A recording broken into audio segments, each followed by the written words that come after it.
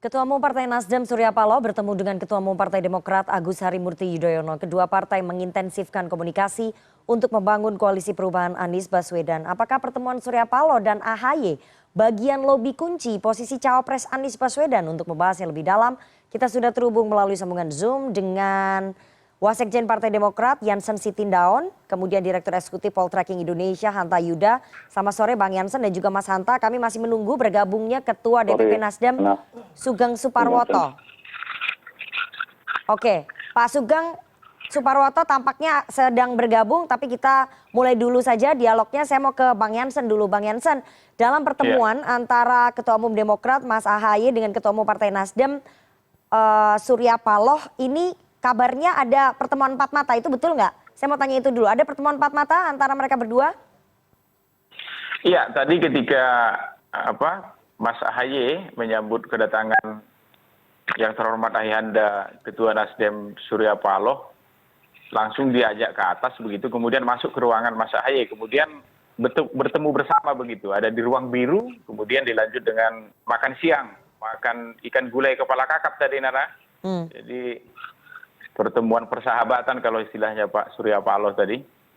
Jadi kalau kemudian di luar sana banyak berita-berita begitu Demokrat dengan Nasdem tidak solid, katanya pertemuan hari ini adalah jawaban terhadap segala macam keraguan itu. Begitulah dia. Termasuk tentu dengan koalisi kami satunya PKS begitu. Inilah bukti kalau koalisi perubahan ini solid dan kokoh. Itu. Oke, Bang Janssen, berarti tidak ada pertemuan empat mata ya antara Surya Paloh dengan AHY? Ada. Kan disambut tuh, kan jalan terus tuh, itu loh. Jadi berjalan aja kan sudah dua orang tuh sampai naik ke atas, ya. Baru tuh ada pertemuan di ruang biru begitu, ya. Dari Demokrat dengan dari Nasdem, lanjut tadi ya ramah tamah makan siang begitu. Termasuk tadi Pak Sugeng bernyanyi tadi, Mas AHY juga tadi membawakan satu lagu begitu untuk Pak Surya Paloh beserta teman-teman dari Nasdem. Oke, saya mau ke Pak Sugeng. Pak Sugeng, Anda terlihat ada di dalam ruang biru ya. Yang saya tadi tanyakan, apakah ada pertemuan empat mata antara Mas AHY dengan Pak Surya Paloh atau pertemuannya bersama-sama saja? Pak Sugeng? Kok putus-putus ya Nana ya? Halo Pak Sugeng? Pak Sugeng, Anda sudah bisa dengar suara saya?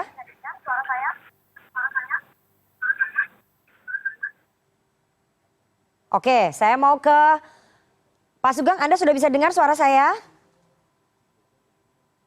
Masih di mute tampaknya Pak Sugeng. Kita tidak bisa dengar suara Anda. Oke, saya mau ke Mas Hanta dulu. Sudah kita buka. Oke, sudah dengar ya Pak Sugeng, saya ingin tanya ya, Anda ada di dalam ruang biru tadi. Apakah kemudian ada pertemuan empat mata? Saya ingin tanya, empat mata antara Surya Paloh dengan AHY? Atau memang bertemunya beramai-ramai saja?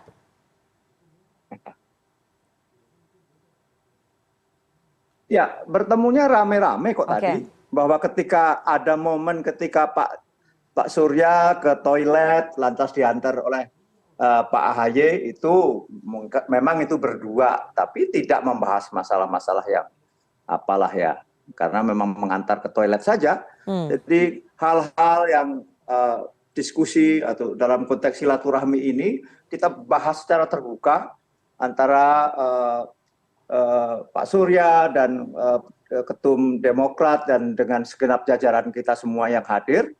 Semua membicarakan hal-hal yang sangat-sangat penting bagi negara bangsa ini, yang intinya adalah mengikat komitmen bersama bahwa republik sebesar ini harus dikelola secara bersama-sama, maka harus menciptakan stabilitas nasional misalnya menjadi modalitas utama dalam membangun. Dan tadi jelas saya kira dalam press conference juga sudah dikemukakan. Nah, kedua partai ini dan juga waktu itu dengan Partai Golkar adalah dalam sistem pemilu dengan sistem pemilu yang terbuka. Memang hari-hari ini kan masih dalam diskursus besar karena ada yang menuntut di Mahkamah Konstitusi. Oke, Pak Sugeng, ini ada pembicaraan soal mencari titik temu posisi cawapres karena kita tahu sempat ada perbedaan pendapat antara Demokrat dengan juga Nasdem. Apakah kemudian tadi juga turut dibicarakan soal mencari titik temu posisi cawapresnya Anies Baswedan?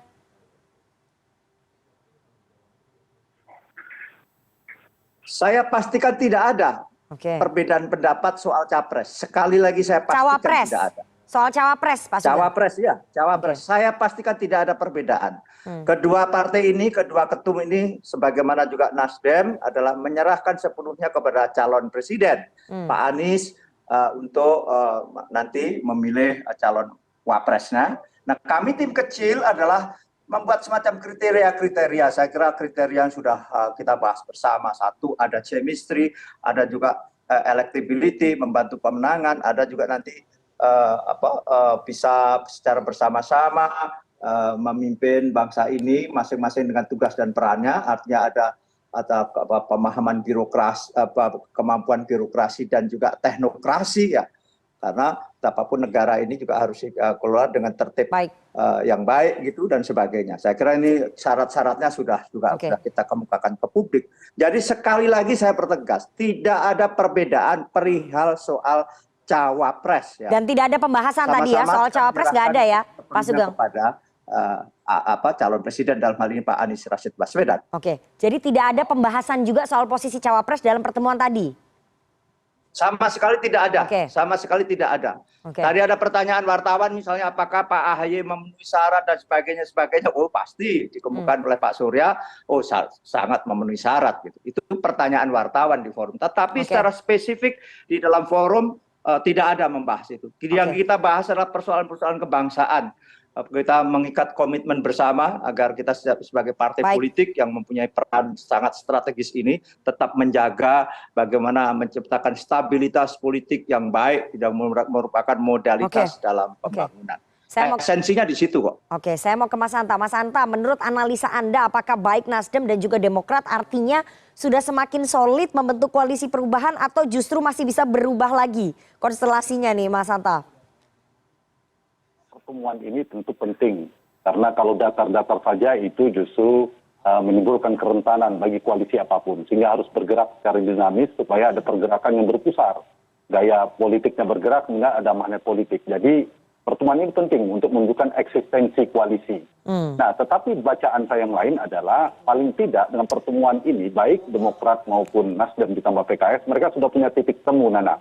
Satu titik temunya kita tahu adalah mengusung sama-sama calon presiden Anies Baswedan, mengusung isu perubahan. Yang kedua, sekarang ditambah isunya cukup kuat, sama-sama mereka mengusung untuk menolak jika ada perubahan sistem pemilu proporsional tertutup untuk mempertahankan proporsional terbuka. Titik temu yang ketiga ini juga penting, yaitu mereka memberikan, saya kira jelas ya, berjarak dengan tentu dengan PD Perjuangan dan Pak Jokowi. Dan pergerakan ini menunjukkan semakin jelas posisi Partai Nasdem terutama memberikan jarak kepada Pak Jokowi, menegaskan posisinya.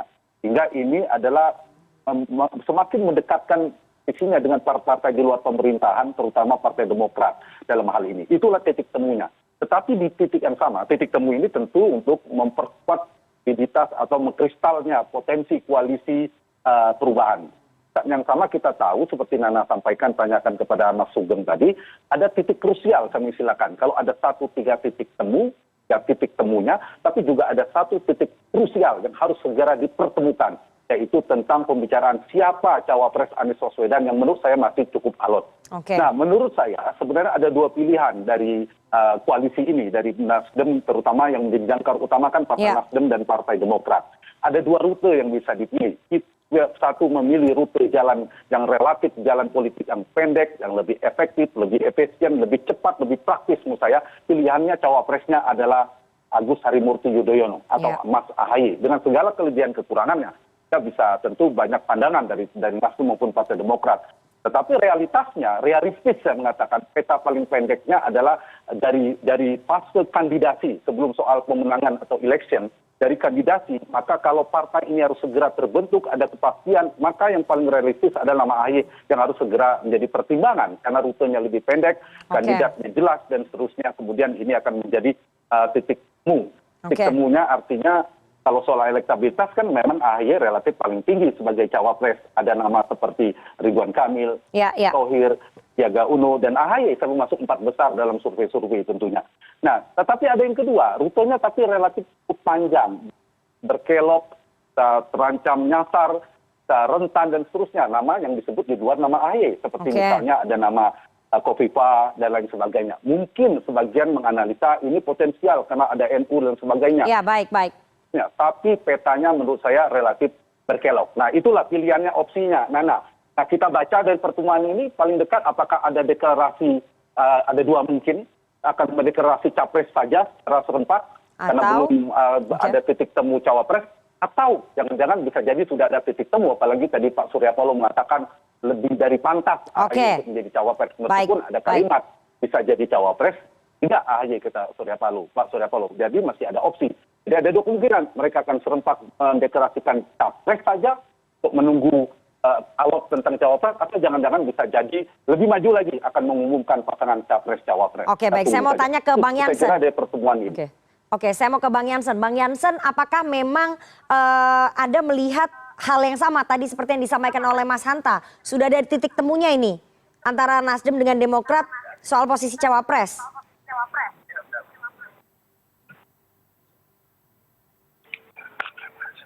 Bang Jansen? Sorry, aku nggak terlalu dengar suaramu begitu, putus-putus dia. Oke, Bang Jansen, apakah Anda sepakat tadi yang disampaikan oleh Mas Hanta bahwa memang sudah ada titik temu kemungkinan soal posisi cawapres antara Nasdem dengan Demokrat?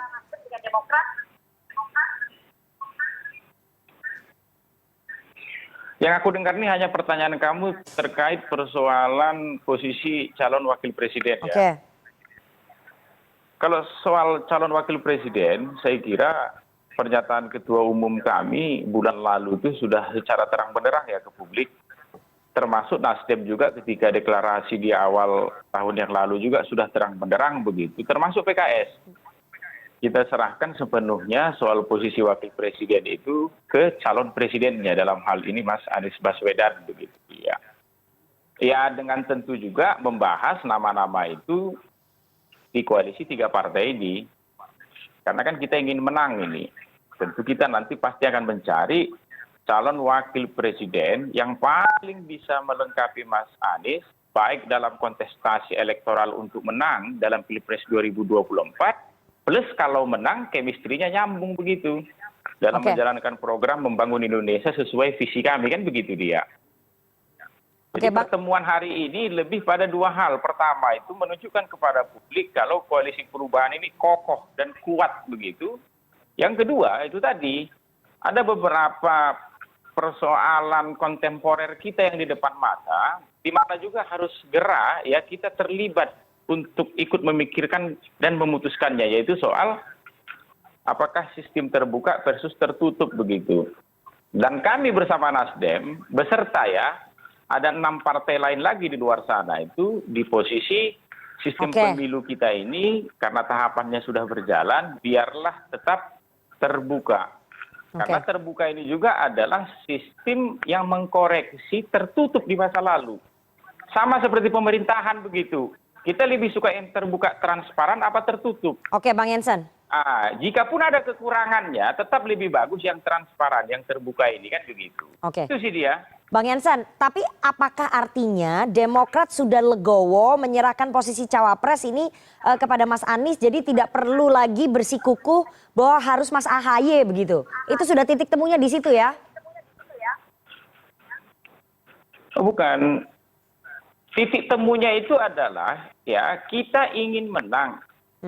Tentu posisi wakil presiden itu akan dicari yang paling kuat ya, yang bisa memberikan dukungan elektoral kepada Mas Anies selaku calon presidennya, kan begitu dia. Tentu nanti kita akan diskusikan nih, bisa saja ketemu yang kuat begitu, chemistry dengan Mas Anies nggak nyambung misalnya. Itu makanya boleh dikatakan Mas Anies selaku calon presiden beserta 3 partai koalisi akan bersama-sama menggodok calon wakil presiden yang menurut ya 4 ini tadi bisa melengkapi Mas Anies, bisa memberikan dukungan elektoral, punya chemistry, ya bisa jalan bersama untuk memenangkan Pilpres 2024 begitu. Tentu juga yang sesuai dengan visi kami. Ini kan soal perubahan yang kita dukung ini kan. Yang kita usung visi kepresidenan kita ini kan itu dia. Visi besar kepresidenan kita adalah soal perubahan begitu. Jadi titik temunya di situ.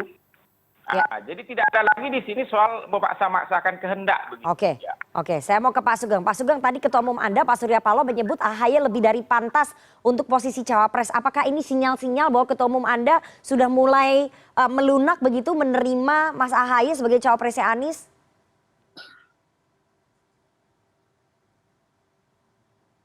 Iya, ya Pak Surya mengapresiasi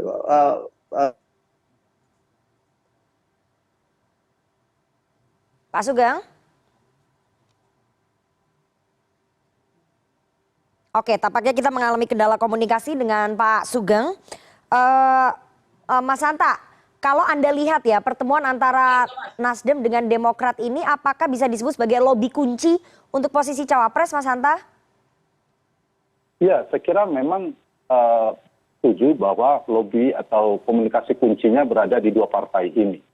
Dua partai ini punya potensi untuk membuat koalisi menjadi mengkristal semakin kuat, tapi dua partai ini, satu di antaranya juga berpotensi membuyarkan koalisi. Karena baik Demokrat maupun Nasdem itu berpotensi bisa pergi tiba-tiba melihat ada koalisi yang lebih menarik. Sehingga partai ini menurut saya kunci, Nana, saya setuju. Karena itu bagi atau potensi koalisi perubahan ada dua rute yang bisa ditempuh. Ada rute politik lebih pendek seperti saya katakan tadi, lebih realistis, lebih memungkinkan, lebih efektif dan efisien. Cawapresnya memang AHY. Karena itu wajar, tanda petik ya, Partai Demokrat ngotot menginginkan AHY. Karena Nasdem sudah diasosiasikan dalam persepsi publik adalah milik Nasdem. Dan itu punya dampak secara elektoral kepada partainya. Wajar kalau kemudian Demokrat juga menginginkan hal yang sama. Karena kita lihat ada pergeseran kan, tren pemilih Demokrat agak turun, Nasdem naik. Ya, itu titik tengah rutenya.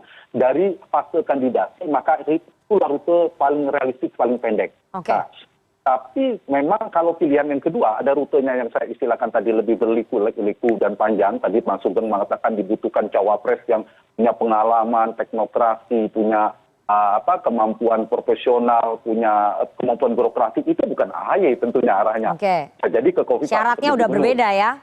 akan rentan, belum tentu bisa terwujud dan bisa gagal menurut saya. Nah, dari sisi fase yang kedua, Nana, adalah eleksi atau pemenangan election. Maka itu bisa diperdebatkan. Ini kan soal Jatim yang mereka bicarakan. Opsinya paling maksimal ingin memperebutkan Jatim. Dan kita tahu Kofifa dianggap merepresentasikan NU terutama muslimatnya. Tapi jangan lupa di sana ada Caimin juga dengan PKB-nya yang dianggap sebagai partai Nahdiyin. Ada Erick Thohir yang kuat dengan NU strukturalnya. Tapi AHY juga basisnya Jawa Timur. Kita jangan lupa Pak SBY adalah dari Pacitan Jawa Timur. Sebenarnya bisa dikapitalisasi bahwa AHY juga asalnya dari Jawa Timur. Yang basis di DKI, di Banten, dan Jabar. Kasih data secara realistis. Sehingga AHY bisa sebenarnya melengkapi maksimalkan basis Anies. Meskipun tidak melengkapi di beberapa daerah, tetapi dia memaksimalkan di mana Anies masih begitu lemah. Belum begitu maksimal menangnya. Saya kira pilihan itu terpulang pada partai ini. Kalau Anies AHY menurut saya itu rutenya akan cepat, lebih pasti, dan ada waktu bagi partai ini untuk memanaskan mesin, untuk mendeklarasikan ada plus minusnya tentunya dari segi strategi. Tapi kalau memilih misalnya Nasdem masih memilih Kofifa, dianggap lebih strategis atau lebih tepat, ya saya kira rutenya akan lebih panjang, berkelok-kelok, itu juga jalannya panjang. Dan itu berisiko koalisinya belum tentu sukses juga besar menurut saya. Saya mau ke Pak Sugeng. Itu ya, ada dua rute yang bisa dipilih oleh dua partai ini. Tapi apapun, kalau kita bicara tentang koalisi, lobby dan negosiasi serta komunikasi kan pertemukan dulu dengan tiga titik temu dulu. Mereka punya 3 titik temu.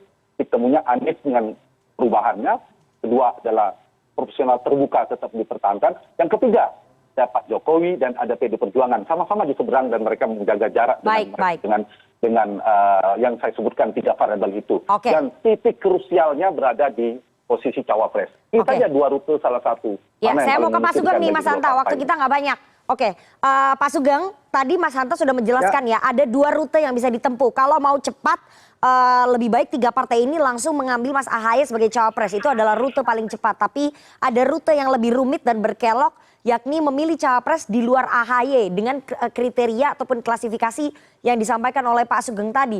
Nasdem lebih memilih rute yang mana?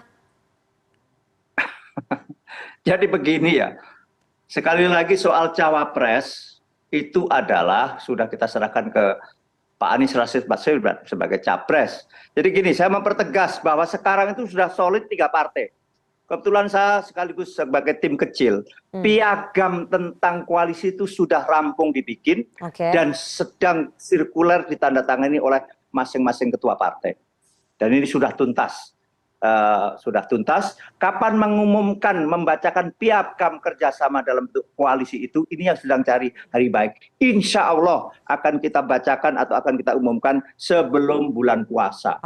Lantas nanti akan ada prosesi besar, itu kapan, dan dipastikan prosesi besar nantinya adalah itu sudah bersama cawapres. Jadi sudah pasangan capres dan cawapres. Jadi ada sekuen-sekuen yang harus kita lalui dan syukur alhamdulillah 3 partai ini sangat solid karena pemahaman dari awal memang di antara kita adalah equal. Jadi yang kita lakukan. Kita tim kecil merumuskan 4P 1T. Ada platform, ada pasangan, dalam hal ini kriteria-kriteria, ada juga program kerja, bahkan portofolio sudah kita susun sedemikian rupa. Nah, sekarang yang sudah kita rumuskan semuanya itu ditambah sekarang perumusan piagam bersama. Ini sudah tuntas. Ini sekaligus menambahkan apa disebut Bung Hamta Yuda, bahwa kita 3 partai itu sudah insya Allah sudah solid. Ini adalah hasil kerja keras, hasil pemahaman kita bersama yang sehingga mencapai titik-titik yang sungguh luar biasa dalam konteks koalisi ini. Sekali lagi, piagam koalisi sudah selesai kita bahas. Saya mau tanya Pak Sugeng. Dalam bentuk piagam tinggal ditandatangani secara sirkuler oleh ketua-ketua partai. Bahkan pertama akan ditandatangani oleh Pak Surya. Ini sudah kita sepakat. Insya Allah besok. Selanjutnya ada mungkin ke Demokrat, lantas ke PKS, di mana PKS tanggal 23 akan mengumumkan secara terbuka dan melalui prosesi partai yang resmi karena melakukan rakernas, dan juga disitulah Majelis Suro PKS akan mengumumkan apa yang memang sudah menjadi keputusannya. Saya kira itu. Pak Sugeng, saya ingin tanya, posisi cawapres apakah akan diumumkan bersamaan sebelum Ramadan?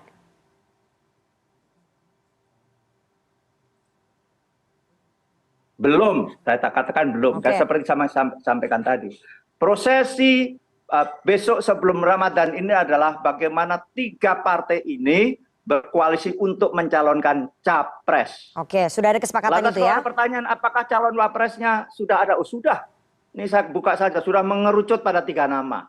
Siapa namanya, inilah yang juga terus-menerus sesuai momentum, bahkan pasangan sebelah juga belum jelas siapa yang akan muncul dan juga pasangannya siapa. Ini kan juga bagian dari strategi kita dengan seluruh apa yang kita lakukan, dengan dialog yang intens di antara kami bertiga, dan juga semua kita report kepada pimpinan-pimpinan partai. Semua insya Allah berjalan sangat bagus.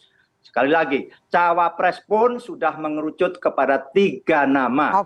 Soal namanya saya kira ini biar menjadi moment of surprise nantinya. Baik, kita tunggu bersama realitas ataupun perwujudan koalisi perubahan ini, apakah betul seperti optimismenya Pak Sugeng tadi atau mungkin jalannya lebih berkelok seperti yang disampaikan oleh Mas Hanta. Kita tidak tahu, yang namanya politik itu cair. Nanti kita tunggu bersama karena kabarnya besok Kamis 23 Februari DPP PKS akan mendeklarasikan Anies Baswedan sebagai calon presiden. Kita tunggu DPP Partai Demokrat, kabarnya Majelis Tinggi, Bang Jansen juga akan rapat. Kita tunggu nanti hasilnya bagaimana. Kemudian 3 partai mendeklarasikan calon presiden Anies Baswedan. Apakah itu akan terwujud dalam ikatan koalisi yang resmi? Sekali lagi kita tunggu bersama. Terima kasih 3 orang narasumber yang sudah bergabung pada sore hari ini. Ada Direktur Eksekutif Poltreking Indonesia Hanta Yuda, kemudian Ketua DPP Partai Nasdem ada Sugeng Suparwoto, dan juga Wasekjen Partai Demokrat Jansen Sitindaun. Saya selalu Bapak-Bapak. Terima kasih.